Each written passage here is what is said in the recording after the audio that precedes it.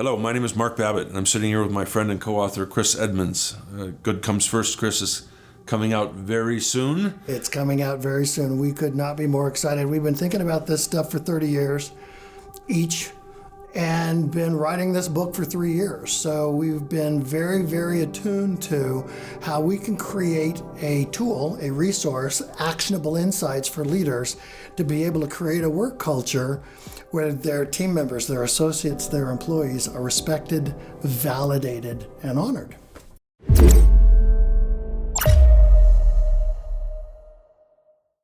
I often say, Chris, and I've shared this with you many times, that most of what I learned about leadership was on the baseball field. As a coach for 3 decades now on the diamond, I learned that if you set rules and then don't model those rules yourself. For instance, if you say showing up late to practice is unacceptable, but then you show up late as a coach, you've not only destroyed the values, you've not only destroyed the culture, you've destroyed integrity, trust, respect. How do they know what to believe?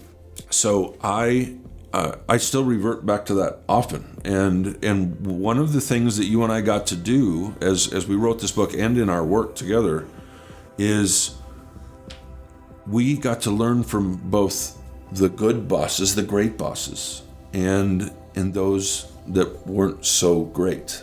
It's been interesting, and in a couple places within Good Comes First in the early chapters, we compare good comes first cultures with not so good cultures, and good leaders with not so good leaders. And it's been very interesting to have to put in words what makes a leader a great leader and what makes a leader untrustworthy. And some of these examples were our clients, and so it's been interesting to work with the clients to see where the failures are coming. You and I have both had contracts with clients. They say they want their culture to steer toward good, but then when you actually get in there, you find out the leaders aren't the problem solvers, they're actually the problem. That was a very interesting, as we wrote Good Comes First, how we translate those experiences of our own into words that will help people realize here's what a typical leader looks like, and here's what a good comes first leader looks like. And there are defining values, right? It's that willingness to serve as mentor, not just leader. And we talk about this in the book. There's manager, there's leader, and then there's mentor. And the best leaders, by far, we've discovered over the years, and now with Good Comes First, are the mentor-based leaders or the servant-based leaders. And that's why mentorship is so important within Good Comes First, because you can't just get out there. We use a phrase, management by announcement, MBA, and you can't be that. You have to be that person who shows up on time. If you say that one of our values is we respect each other enough to show up on time and to be fully present, and then you don't do that, you're automatically out of the great leader category. Yep. Right?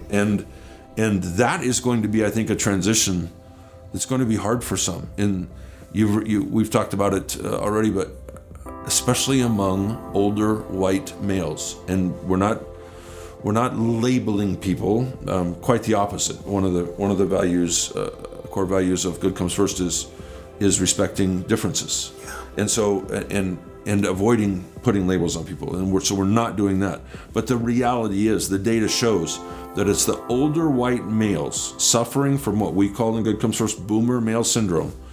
They're really struggling with this transition from the way it used to be, the old normal, to the next normal, the co-creation of a better normal, where I have to follow the rules I set. I have to model them. I have to coach them. I have to expect them, not just from other people, but from myself. And a lot of older white guys, they weren't brought up with that. Their mentors didn't do it. Their predecessors didn't do it. Their professors didn't teach it, right? Their parents probably didn't do it.